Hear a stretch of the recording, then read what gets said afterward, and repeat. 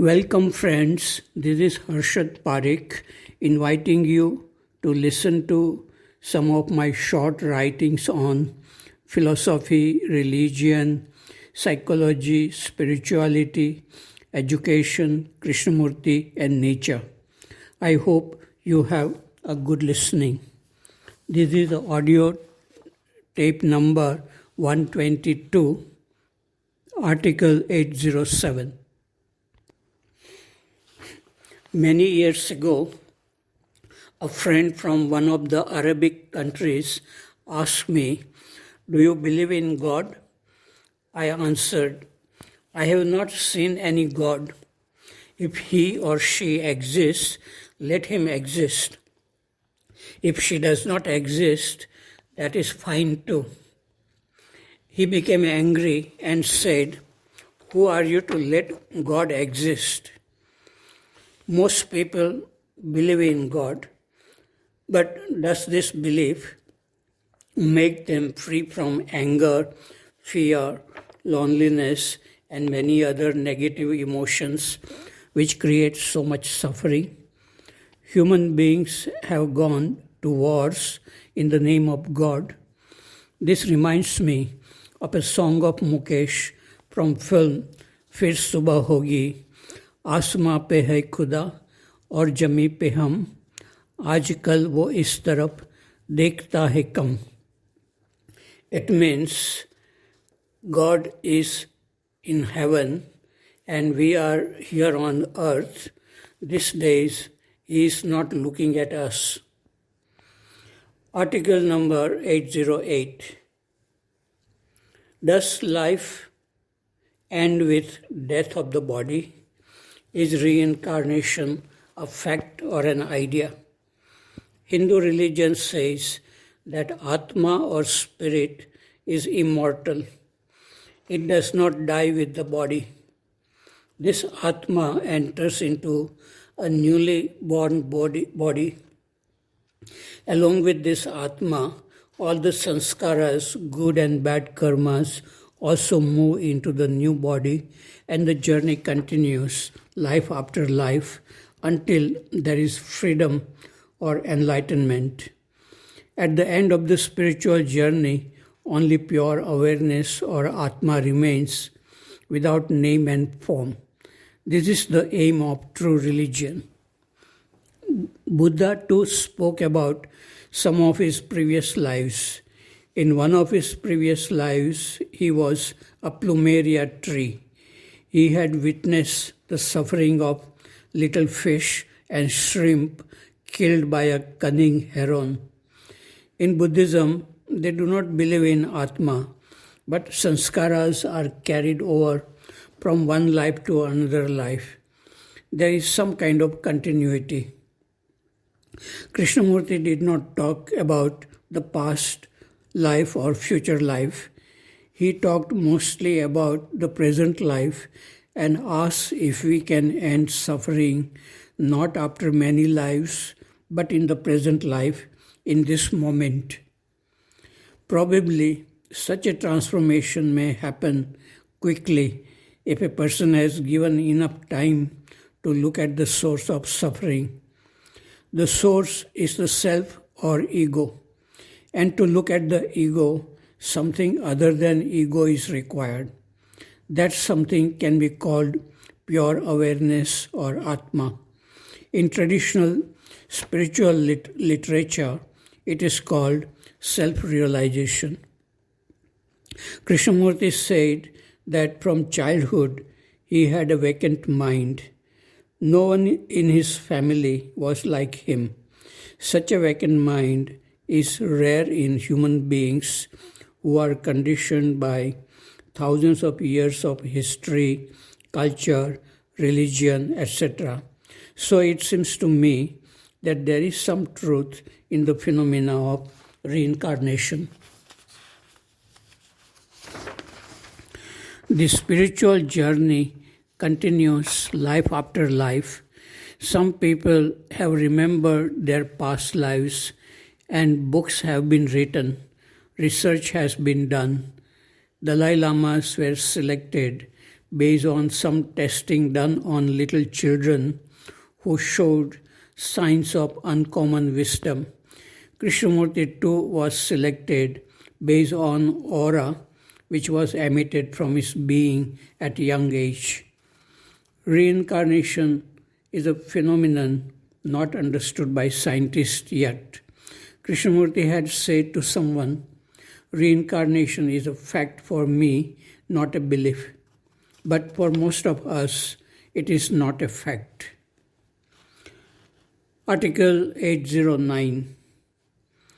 I had an opportunity to meet students of class 10B yesterday afternoon and talk with them about the beauty of living in the present moment, the art of looking and listening without past images, the richness of living with love and beauty, and about Buddha's clear insight into the nature of suffering and freedom.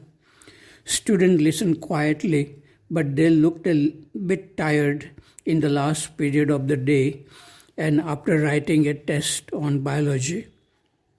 It is not easy to listen when the body and mind are tired. Article number 810. At the end of his last public talk on January 4, 1986, Krishnamurti said, "If you have made a mess of your life, change it. Change it today, not tomorrow. If you are uncertain, find out why and be certain. If your thinking is not straight, think straight logically. Unless all that is prepared, all that is settled, you can't enter into this world, into the world of creation."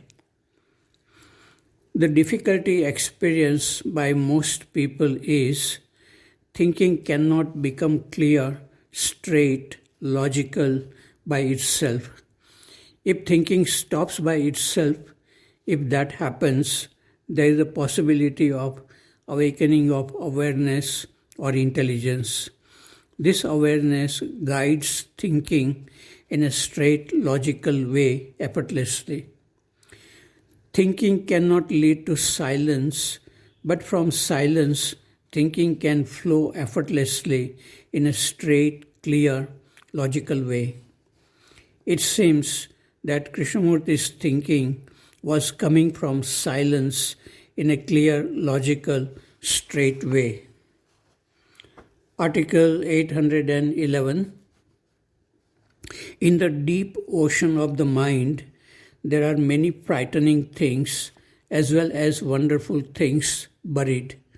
One must have the freedom to dive deep in to see clearly the source from where fear and other problems arise.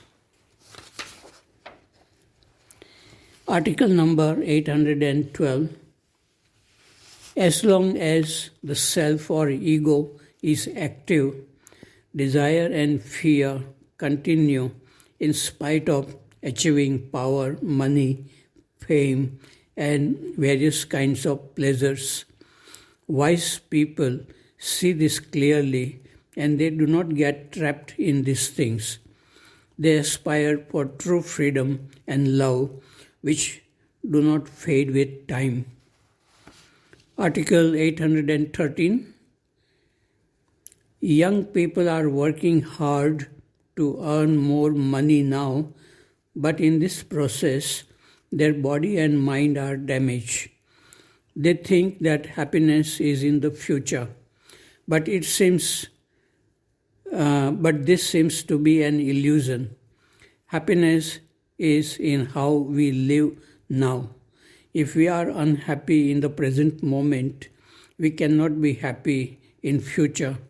So take care of your body and mind, work less, enjoy life more in simple things now in the present. Article number 814. The single dry leaf about which I wrote some days ago is still there dancing and twisting in the morning cool breeze, while younger and healthier looking leaves have fallen.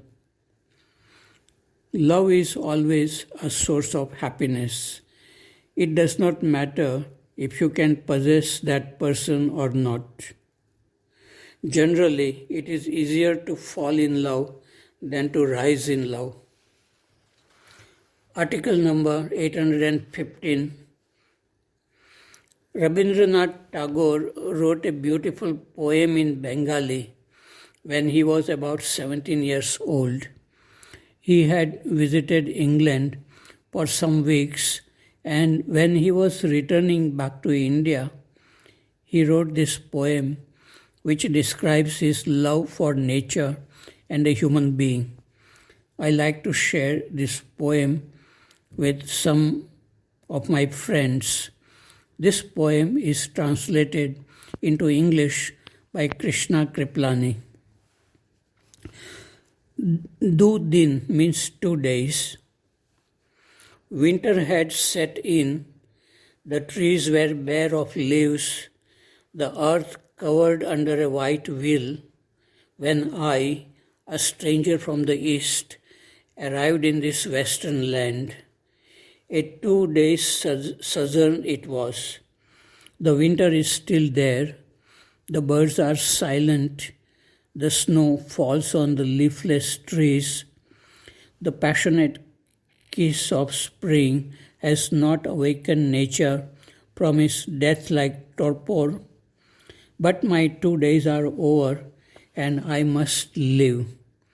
As I set my face homewards to the east, I ask myself, will I ever return to these shores?